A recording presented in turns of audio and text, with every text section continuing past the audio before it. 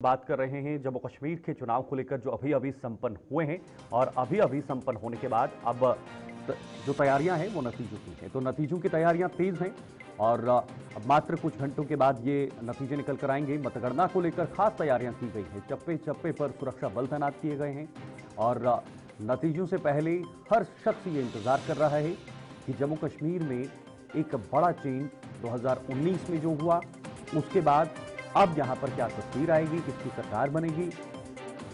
Bharatiya Janata party कह रही है कि हमारा इस बार मुख्यमंत्री बनना तय है, बीजेपी का मुख्यमंत्री बनना तय है, जम्मू का मुख्यमंत्री बनना तय है, डोगरा मुख्यमंत्री बनना तय है। ये तीन अलग अलग पहलू हैं। लेकिन कश्मीर संभाग में भी क्षेत्रीय पार्टियां एक दूसरे के साथ मंथन में जुट गई हैं। संपर्क साधने का प्रयास किया जा रहा है। कांग्रेस के साथ गठबंधन में नेशनल कॉन्फ्रेंस भी अब तैयारियों में जुट गई है। लेकिन हम सबको ये याद रखना होगा कि बिना कश्मीर या बिना जम्मू के ये सरकार बनाना मुश्किल है और ये इस बार की स्थिति भी बताती है।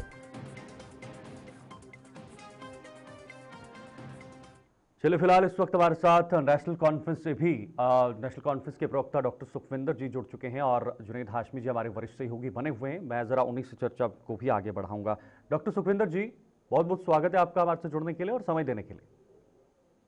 नमस्कार डॉक्टर सुखविंदर जी, इंतजार है चुनाव के नतीजों का, अब कुछ ही घंटे बाकी हैं। सबसे पहले आपके तमाम पैनलिस्ट को मेरा नमस्कार। देखिए, आपने कहा कि हम तैयारी तो 10 साल से लगे हुए हैं। हमारी तैयारी बिल्कुल साफ है। हम इस बार जो हमारी गठबंधन है हमारा, उसकी सरकार बनाने जा रहे हैं जम्मू कश्मीर में और नो डाउट कि हमें नतीजे अच्छे ही मिलेंगे और एक अच्छी सरकार दे पाएंगे जम्मू कश्मीर। पूरा यकीन है सर? क्यों नहीं, हमारा तो हम 10 साल से यही कह रहे हैं, हम जम्मू कश्मीर में सरकार बनाएंगे। पूरा यकीन है। कांग्रेस के साथ मिलकर आपकी सीटें अब पूर्ण बहुमत में हो जाएंगी सर? बिल्कुल, हमारी कांग्रेस के साथ एक अच्छा, आप देखेंगे एक अच्छा हमारी सीटें जो आएंगी, जो बहुमत है उससे पार हम बनाएंगे।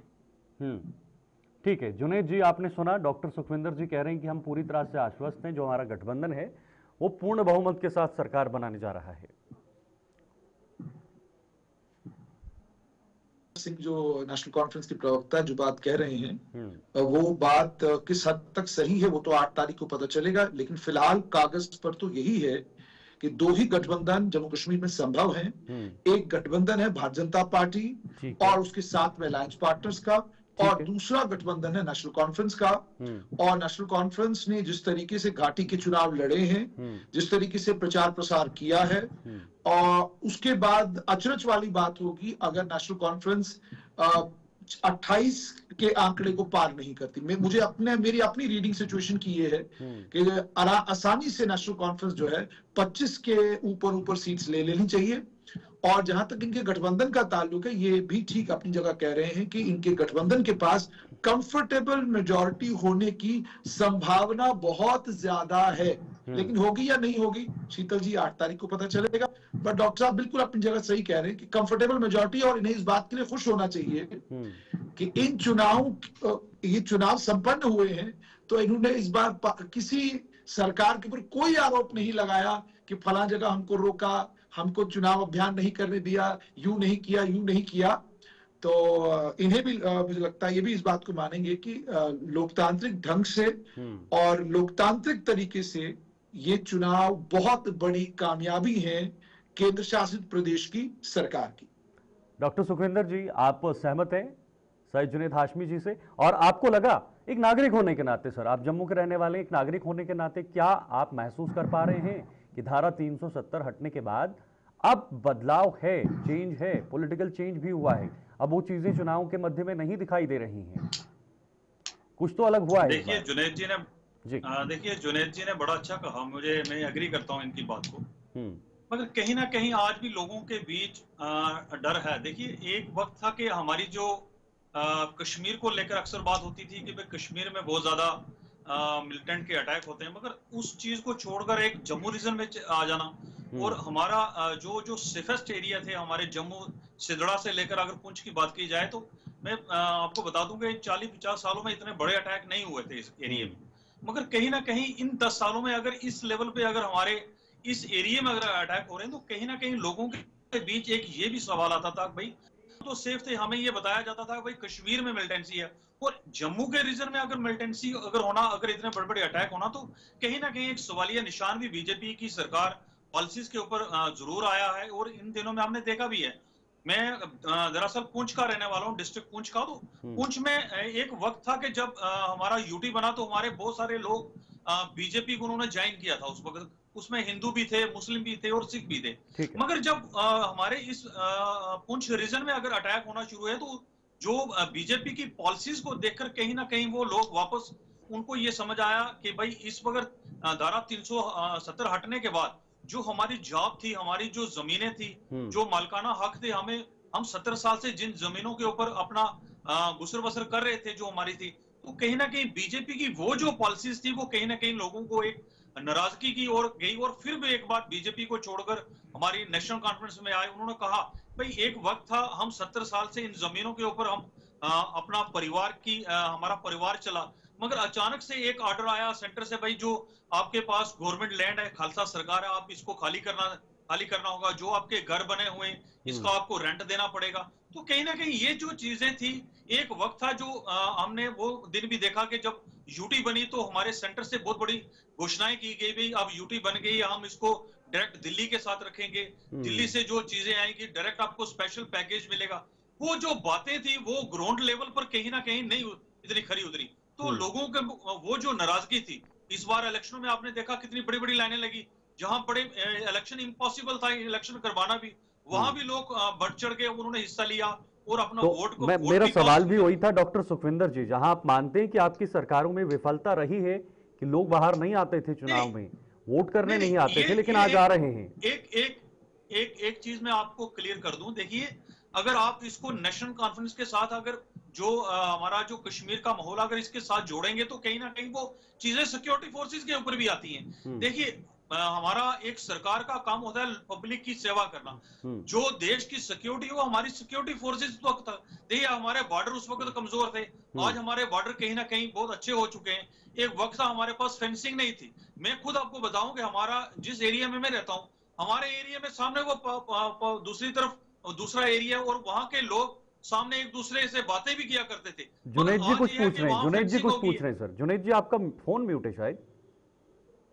जी जी, मैं डॉक्टर साहब से एक सवाल पूछना चाहता हूं कि आपके जितने भी मुद्दे हैं, ये सारे वो मुद्दे हैं जिन मुद्दों का लेना देना गृह विभाग से, होम डिपार्टमेंट से। डिपार्टमेंट आपके पास रहेगा नहीं, होम का सारा कार्यभार जो है वो लेफ्टिनेंट गवर्नर के पास होगा, केंद्र सरकार के पास होगा। बिल्कुल।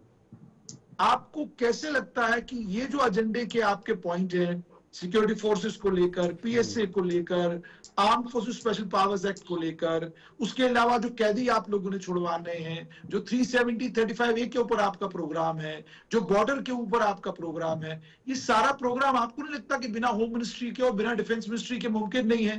तो आप तो पहले ही कह रहे हैं कि नहीं जी, कोई पॉसिबिलिटी नहीं, कोई संभावना नहीं, कुछ नहीं, किसी किस्म का कोई रिश्ता बीजेपी के साथ होगा ही नहीं। तो क्या ये पॉसिबल है? कैसे आप इस होम डिपार्टमेंट के एजेंडे को लागू करवाएंगे? कैसे ये अपनी मांगे आप सरकार से मनवाएंगे? देखिए जुनैद जी, आपने जो क्वेश्चन किया कि आप अपना जो हमारा मैनिफेस्टो है उसको किस तरीके से इंप्लीमेंट करेंगे ग्राउंड के ऊपर, हमारे बहुत सारे मुद्दे ऐसे हैं जो कश्मीर की आवाम चाहती है। देखिए आपने कहा कि बहुत सारे लोगों को आप छुड़वाएंगे जेल से। जुनैद जी, आप भी ये मानते हैं कि बहुत सारे ऐसे लोग, ऐसे स्टूडेंट्स हैं जिनके ऊपर कोई केस अभी तक प्रूफ नहीं हुआ है, हाँ, उनको ऐसे उठाकर अगर जेल में डाल दिया है तो बहुत सारे केसेस ऐसे बच्चों के जो आज तक भी इंसाफ का इंतजार कर रहे हैं। तो हमने ये नहीं कहा, हमने नेशनल कॉन्फ्रेंस इस चीज के साथ कभी नहीं रही कि जो देश का दुश्मन हम उसको छुड़ा के बाहर लाएंगे, ऐसी चीजें नहीं है हमारी। हम ये कह रहे हैं जो बेगुनाह लोग हैं जिनके ऊपर ऐसे केसेस डाल दिए गए हैं जो प्रूफ नहीं है, भाई ग्राउंड लेवल पे वो केस ही नहीं है, तो हम उनके लिए आवाज बनकर हम आगे आएंगे। आपने कहा कि सेंटर के साथ किस तरीके से, अगर सेंटर हमारे साथ नहीं है तो हम किस तरह से जम्मू कश्मीर में एक अच्छी सरकार दे पाएंगे। जुनैद जी, एक चीज में एक पॉइंट जरूर कहूंगा, ये मेरी अपनी पर्सनल सोच है। सियासत में कोई परमानेंट दुश्मन भी नहीं होता और परमानेंट दोस्त भी नहीं होता। ये चीज समझनी चाहिए। जहां तक स्टेटहुड की बात है, हमारा 370 हमने फारूक अब्दुल्ला साहब ने ये पहले क्लियर कर दिया कि 370 लेने के लिए हमें एक लंबी लड़ाई लड़नी है, ना कि हम ये कह देंगे भी आज ही हम इंप्लीमेंट कर देंगे। ये चीज और लड़ाई लड़ने और इंप्लीमेंट करने में डॉक्टर साहब जी, जो 1953 से लेकर 1975 तक गया, आप पहले वो नहीं ला सके, उसके लिए आपकी लड़ाई जो है, आप लड़ाई लड़ते रहे, वो वापस नहीं आया।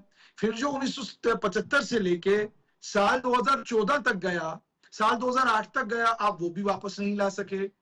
अब क्यों बेचारी आम जनता को ये झूठ परोस रहे हो? अब लंबी लड़ाई लेंगे 200 साल तक और 370 वापस ले आएंगे। डॉक्टर साहब, आप एक पढ़े लिखे और सुलझे हुए आदमी हैं, मैं एक जर्नलिस्ट हूं। मैं और आप, मुझे लगता है कि जब पर्सनली बैठेंगे तो आप जरूर मानेंगे इस बात को कि भाई ना 370 आएगा ना 35A आएगा तब, और केंद्र में कांग्रेस की सरकार भी आए वो भी नहीं कर पाएगी, क्योंकि आप जानते हैं जम्मू कश्मीर जो है वो एक नेशनल इशू है।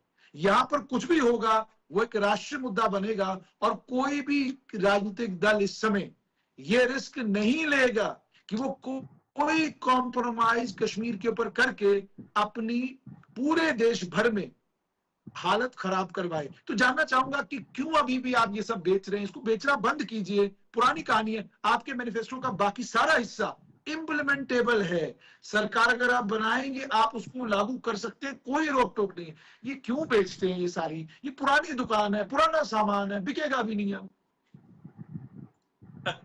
जुनैद जी, एक चीज मैं आपको क्लियर करूं, देखिए 370 बेसिकली आपको भी ये पता होगा कि हमारी बहुत सारे लोग ऐसे हैं जिनको 370 के बारे में नॉलेज नहीं है, आखिर है क्या आई। ये आप भी मानते हैं और मैं भी मानता हूं, हमारे बहुत सारे लोगों को ये पता ही नहीं है 370 है क्या।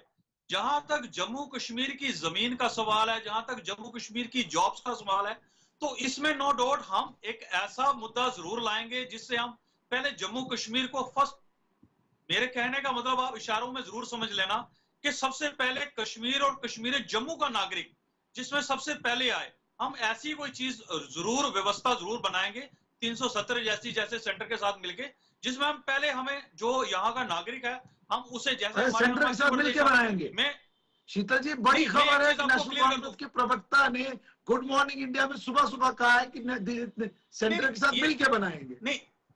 नहीं, मैंने कहा ना, मैं जैसे ये मेरे पर्सनल है, मेरे पार्टी के व्यूज नहीं है। मैं एक चीज जरूर आपको, जुनैद जी, एक देश एक कानून की बात है। हमारे साथ हिमाचल प्रदेश है, आप वहां एक मरला जगह नहीं खरीद सकते। क्यों? आपके पास, आप भी इंडियन है, हिमाचल प्रदेश वाले भी इंडियन है, पर हमारे लिए ऐसी व्यवस्था नहीं है। मगर कश्मीर को क्यों ऐसा किया गया? हमारा सवाल ये था कि कश्मीर को अगर आपने अगर इस वक्त 370 का अगर मुद्दा लिया जाए तो कश्मीर, जम्मू कश्मीर की सारी जमीन, ना कि कश्मीर को बचाने के लिए था। बहुत सारे जम्मू के लोगों में ये था कि भी 370 जो है वो कश्मीर में लगा हुआ था। अब जम्मू के लोग अलग हैं, कश्मीर के लोग अलग हैं। बेसिकली बात ऐसी है कि जम्मू कश्मीर एक ही है जिसको पूरा 370 जिसके बेनिफिट मिलता था। तो हमारा जो बेनिफिट, जो हमारी नौकरियां, हमारी जमीन थी, हम उसको लेकर सबसे पहले हमारी जंग ये रहेगी जी सरकार बनाने में। ठीक है सुखविंदर जी, समय की थोड़ी कमी है। बहुत बहुत शुक्रिया आप दोनों का हमारे से जुड़ने के लिए। शायद जुनैद जी आपका भी